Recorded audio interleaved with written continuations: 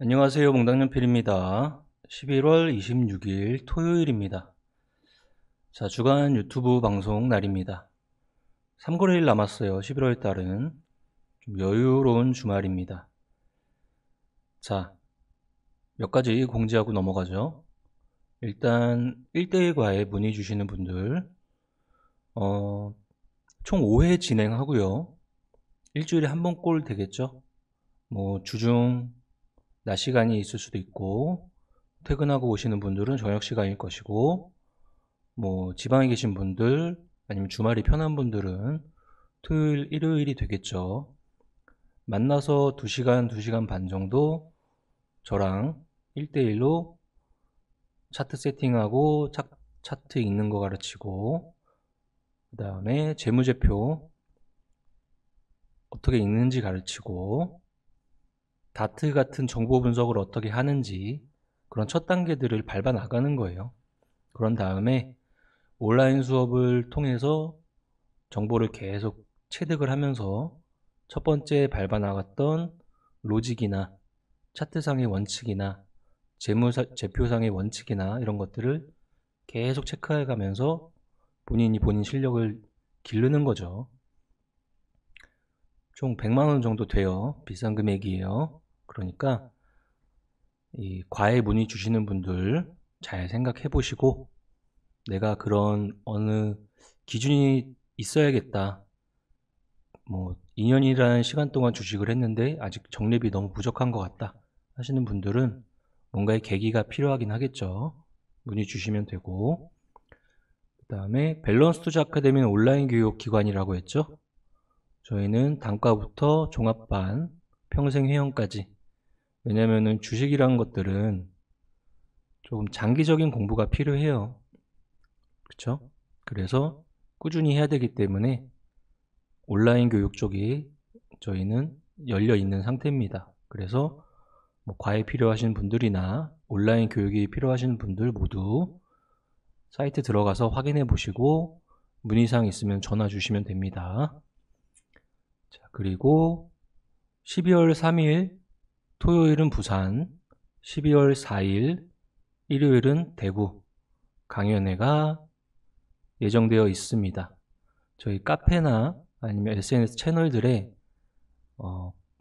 공지를 올려놨으니까요. 체크하시고 신청하시면 됩니다.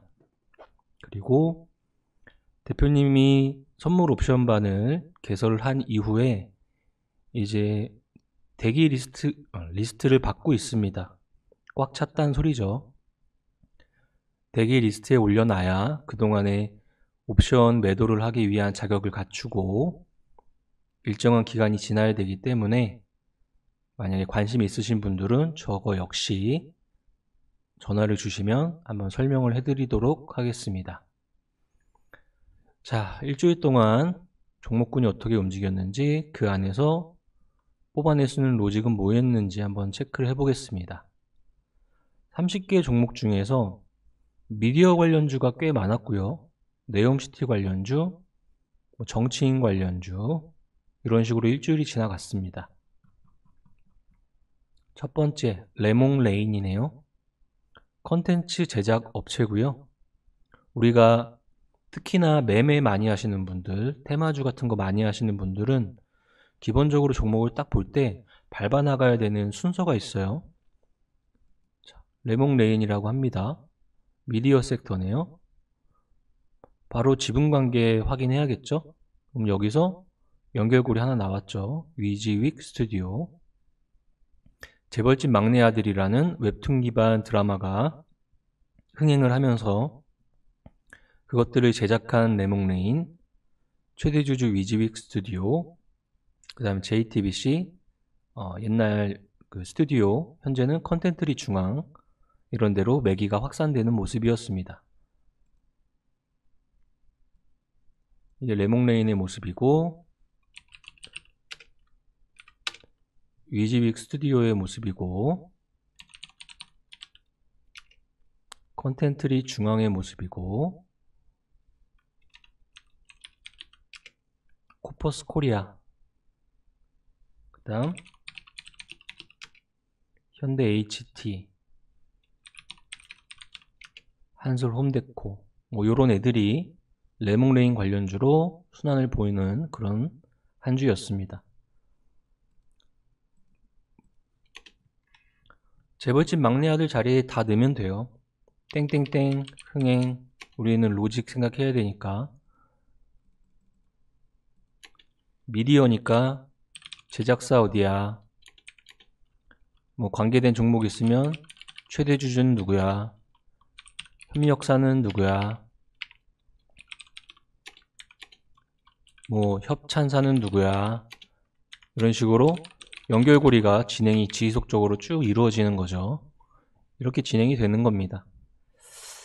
자, 두 번째는 웰크론 한택, 네옴시티 관련주라고 움직였는데요. 여기는 슈처리 관련주로 움직였네요. 그러니까 네옴시티도 로직이 들어간 거죠. 자, 네옴시티라고 하는 사우디의 큰 개발 사업이 굉장히 오랫동안 지속이 되는데 그 첫 단계에서 본격적인 발주가 내년에 나온다고 하고 지금은 그에 대한 선제적인 움직임으로써 조금 더 강하게 움직이는 애들, 조금 더 확산되는 애들, 이런 애들이 영향을 받고 있는 중입니다. 여기 로직은 요거예요. 네옴시티 플러스 땡땡. 저 땡땡 자리에는 우리가 생각하는, 그러니까 네옴시티니까 건설에 국한된 개념이 아니다. 모든 것들을 다 플러스 알파로 더할 수가 있다. 이렇게 생각하시면 될 것 같습니다. 뭐가 있을까요? KD소프트는 중국의 한한령 해제 기대감 이후에 특정한 애니메이션 영화가 심의 통과됐다고 하면서 올라온 케이스. 바이온 뜬금없이 장기적인 추세 보면 감자한 상태에서 추장기 하락, 시가총액 400억, 재무제표 완전 적자 연속 상태, 이런 애들이 뜬금없이 움직인다. 감자했다. 돈이 필요한가 보다. 돈이 필요해서 특정한 재료를 인식을 하는 시장에 주가의 상승분을 일으키고 결론적으로 자금 조달이나 뭐 최대주주 변경이나 이런 로직들이 들어올 수도 있겠다 정도. 코오롱 글로벌, 네옴시티 관련주. 한미글로벌 이후에 코오롱 글로벌도 강하게 움직이는 상태. 코퍼스 코리아 일본 판권 보유 부각.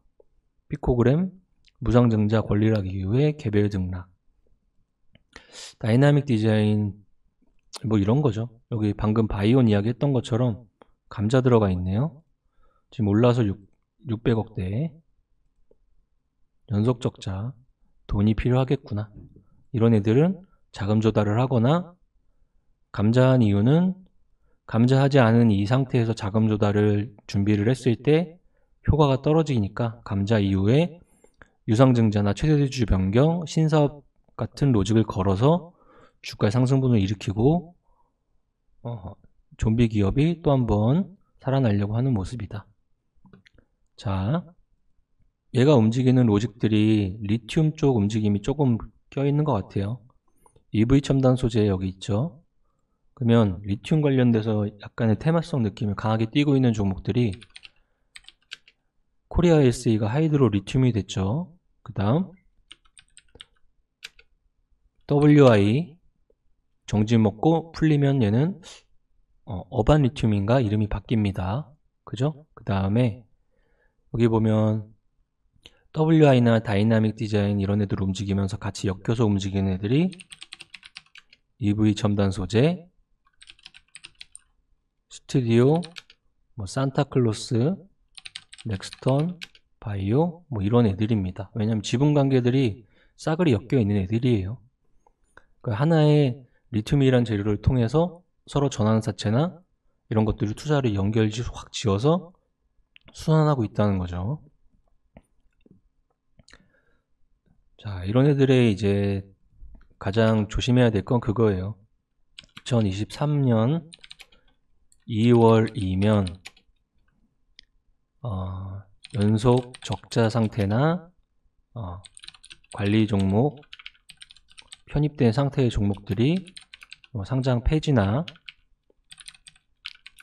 이런 것들이 기준이 지어지기 때문에 3월 달에 계속 이것들이 진행을 한다는 거죠.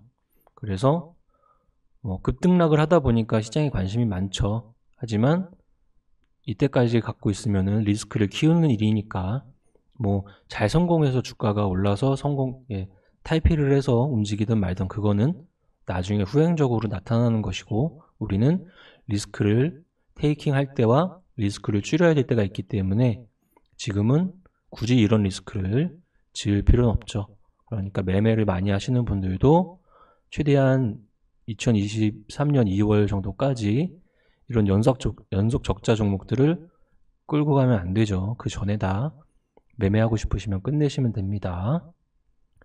대보마그네틱은 탈철기라는 2차전지 장비 플러스 이외에 2차전지 소재 사업이 부각을 세게 받으면서 신고가 패턴을 보여줬습니다. 그렇죠? 남아토건은 더불어민주당 이재명 대표의 노이즈 이후에 대체제 로직이 들어가면서 이낙연 관련주 움직이는 모습, 김동연 관련주의 PM풍년 움직이는 모습, 그런 게 개별적으로 조금 나타났고요. 근데 우리는 알고 있죠.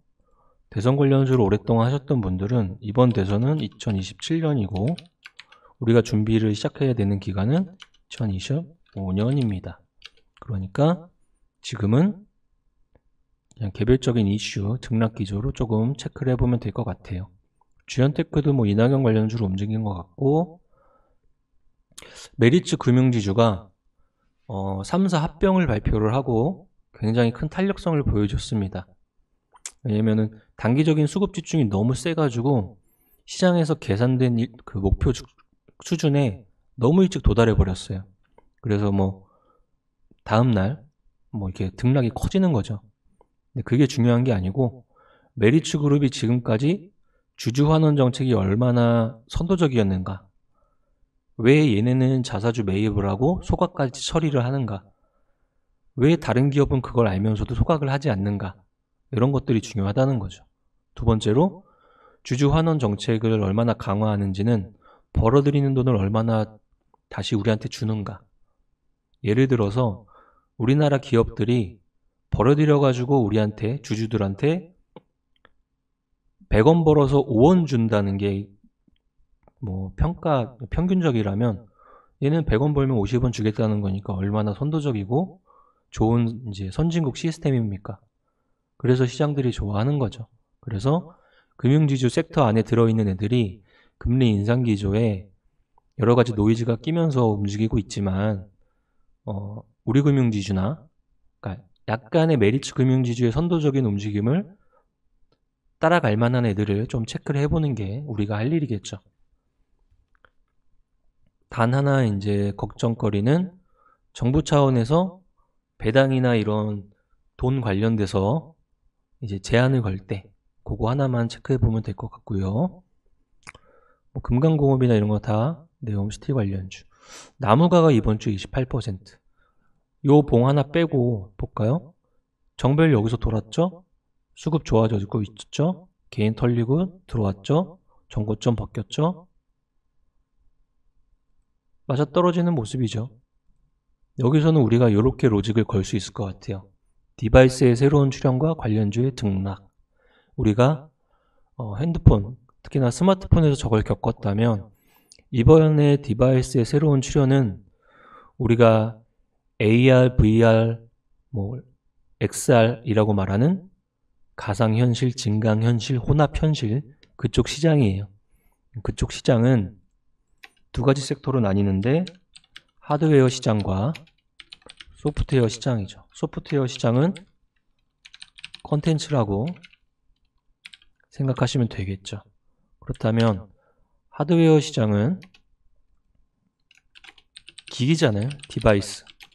여기서 메타의 기기나 애플의 기기나 이런 것들이 생기는 것이고, 이거 시장을 처음 만든 회사가 있는 것이고, 누군가가 그걸 따라해서 시장을 확 확산시키는 애들이 있는 거죠. 그 역할을 애플이 하는 겁니다. 그래서 애플의 XR 기기가 빠르면 2023년 초에 초에 공개가 될 예정이기 때문에 이와 관련돼서 하드웨어 시장의 부품단들, 국내 LG이노텍, 국내 3D나 LD, 그 다음에 장비단의 선익시스템, 장비단의 APS 홀딩스,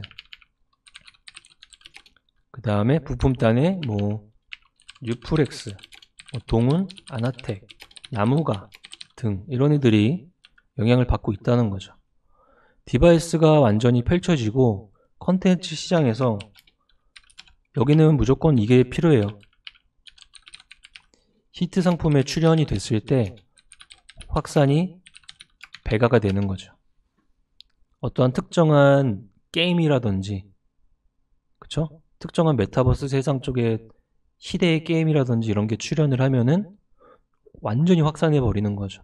그러면 첫 번째 시장을 만들어낼 때 초기 시장에는 하드웨어 시장이 커져야 되는 것이고, 다음에 소프트웨어 시장에서는 그럴 만한 히트 상품의 성격을 띠고 있는 애들이 어떤 애들인지 우리는 그것만 트래킹하면 되는 거예요.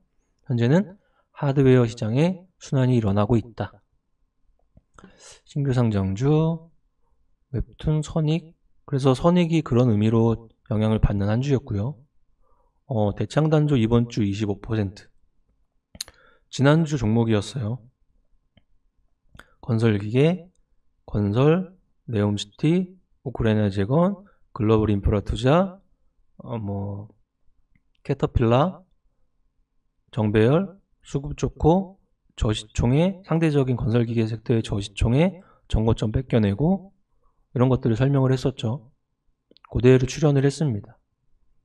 이와 같이 이야기했던 종목이 영풍정밀이었어요. 이번 주의 모습이었어요. 똑같아요. 상대적인 저평가 분석, 플랜트 쪽의 관련주, 펌프, 이쪽 라인 사업자, 그 다음에 영풍과 고려아연의 계열 분리 가능성, 그 다음에 재무제표상의 안전, 여러 가지가 기본이 되어 있는 상태에서 부각을 받으니까 정고점 뺏겨내면서 신고가 패턴으로 넘어가는 거죠. 그럼 우리가 대창단조랑 이 영풍정밀 두 개에서 우리가 느껴야 되는 거는 저런 종목은 언제나 나와요. 그게 중요한 게 아니고 일단 차트에서 어떤 차트를 좋아해야 하는가라는 질문에 대한 답이 나온 거예요. 누군가는 초장기 우하향해서 바닥에 붙어있는 종목군들이 싸 보인다는 착각에 빠져서 매수를 진행하는 패턴을 보입니다. 그런데 지나고 나면은 거기서 돈이 벌리는 게 아니었거든요. 거기도 대응을 알면서 잘하면 벌리겠지만 조금 더 초보 투자자일수록 초장기 우하향이 아니고 기본적인 우상향 차트 내에서라는 전제를 깔고 봐야 돼요. 그리고 싸 보인다는 착각은 여기는 어디서 많이 걸리냐면 주가만 보기 때문이에요. 주가가 아니고 시총이랑 전반적으로 주식수부터 다 체크를 해야 되는데 10만원짜리 한 주는 비싸 보이고 1000원짜리 한 주는 싸 보이는 희한한 논리에 빠지는 거죠.